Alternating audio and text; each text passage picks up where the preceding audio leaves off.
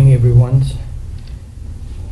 Mr. John Goyer, Executive Director, Southeast Asia, U.S. Chamber of Commerce. Oknya Quich Peng, Vice President of Cambodia Chamber of Commerce. Excellencies, ladies and gentlemen. It is a great pleasure for me to preside over the U.S. Cambodia Business Forum, which reflects the critical importance of strengthening bilateral ties between Cambodia and the United States, based on the principle of mutual respect, shared interests, and common values. Today's event is timely and relevant for our two countries, given the uncertainty adversely affecting the world economy amid multiple challenges and emerging mega trends.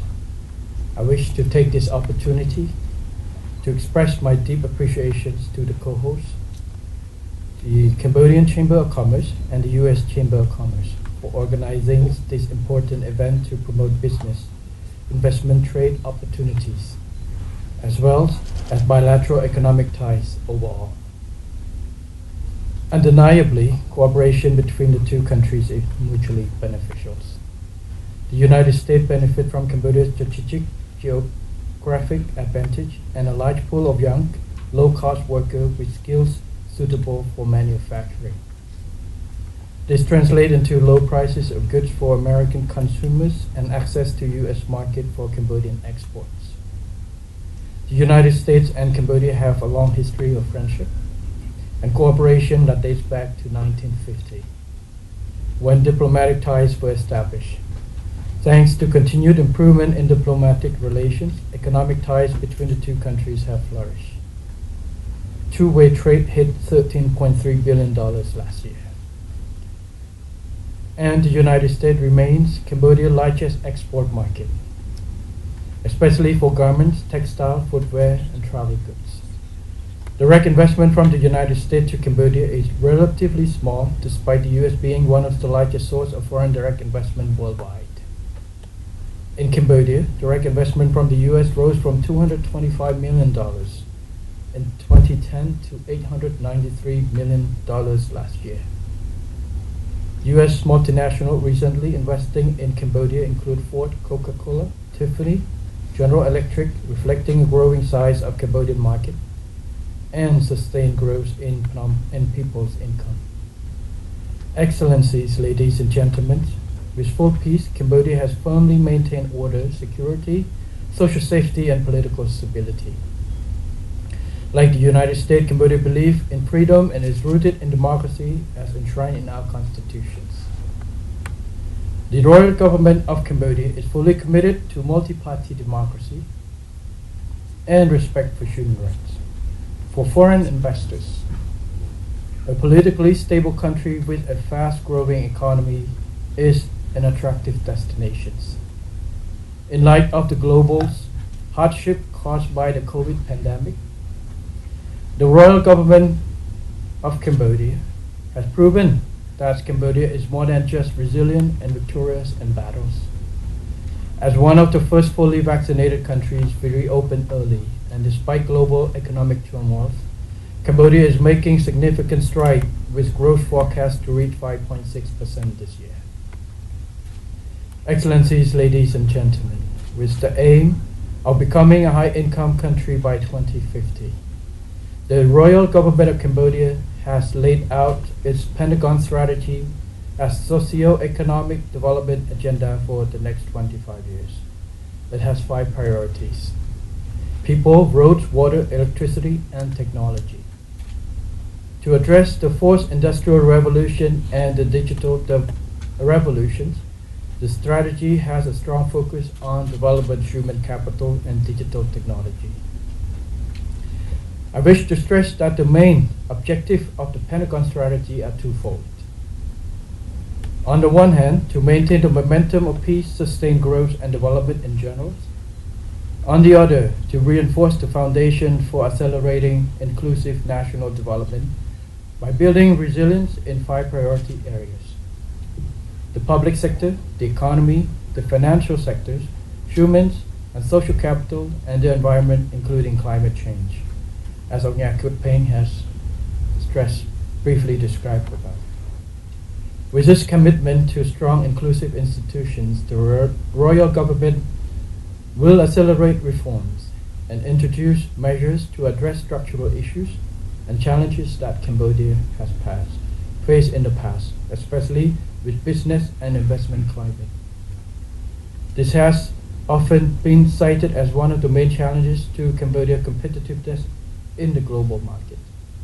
To this end, the royal government of Cambodia is focusing on 6 important matters. 1. Streamlining administrative procedures. 2. Cutting transport and logistic costs. 3. Improving infrastructure such as roads, bridges, ports, airports, railroads, and power supply to facilitate connectivity and trade.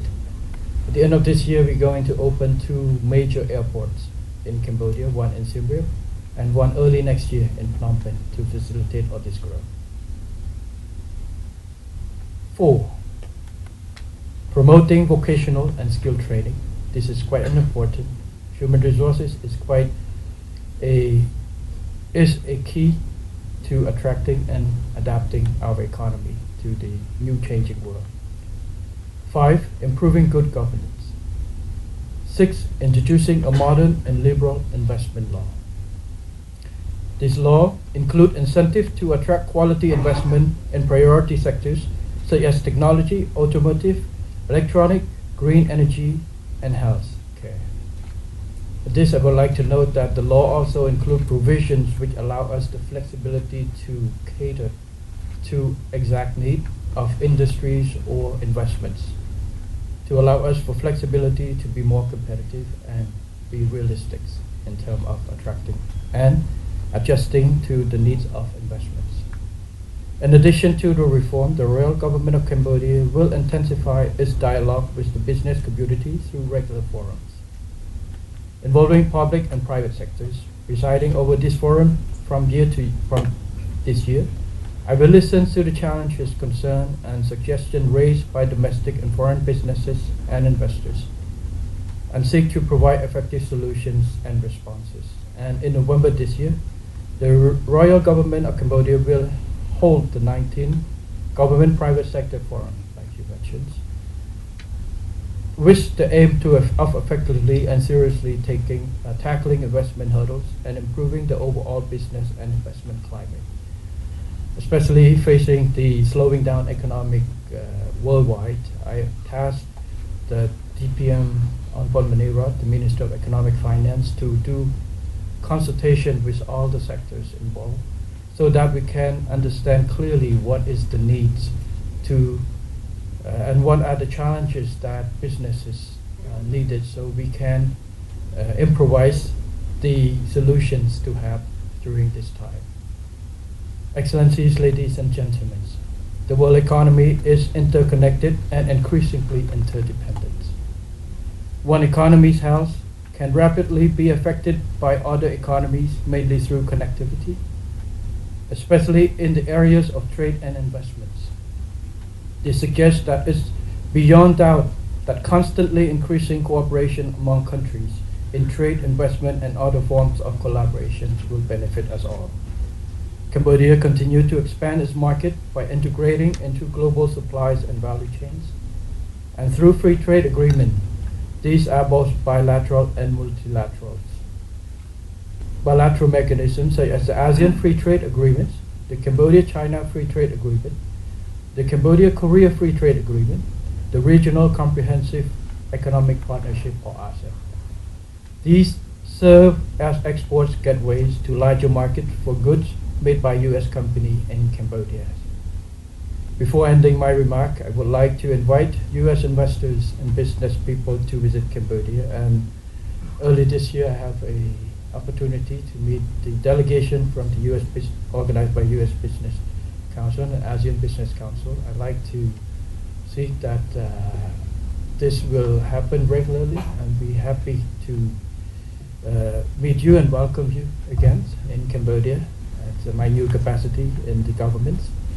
And I hope that you find Cambodia as many opportunities to investment and learn more about our economic and investment potential opportunities. There's no, in Cambodia we say, seeing one time is better than hear 1,000 times. So please come visit us.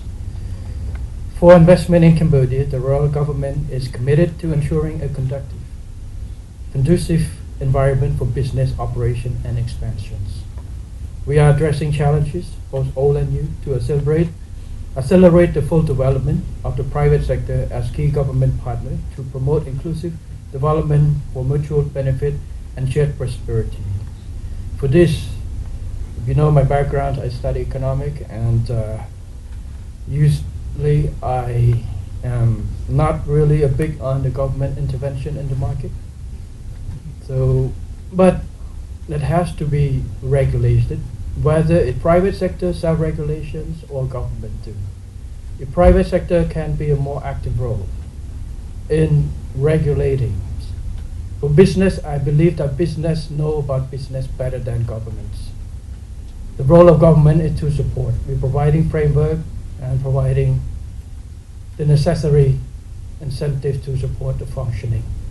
As my new government, I have consulted with private sector in Cambodia to see how we can be a more active partners. How can private sectors not just being advisors or give us ideas, but also when we have agreement can help us to implement. Two, as a, I guess, enforcer of the agreement between the government and so the government, if the private sector is functioning more perfectly, is better, more competitive environment, the government will take back step and less involved. This is my view. So we hope that private sector could be of a more partner for us, and the new mechanism and new drive in the futures, we hope that we can be of a better, more active role. Is in our saying that sing together, act together, and responsible together. So that is our concept in the futures, and we want to see this role of private sector become more engagement. And to conclude, I wish the U.S. a Cambodia Business Forum great access and excellencies, ladies and gentlemen, for good health, renewed success in your endeavor. And my apologies, there's a certain request for meeting, but because I have to run for the UN, cannot meet. But we hope that your engagement here, you have chance to talk with our Cambodian businesses and the US businesses, can meet each other, make connections, get to know each other. At least you have some friends, you have more friends. And you go to Cambodia, you don't worry about get lost. You have friends there. And that is the most important thing. People connection through trade, investment, through all form. And this is the foundations of relationship between countries. It's the peoples to peoples. And hope that our businesses, Cambodian businesses and the US businesses can form this relationship and seek opportunities not just in businesses, but also in relations and together, and hope to, through this, we can raise the cooperation and level of cooperation between our two countries become more active. And thank you very much for the opportunity to address this.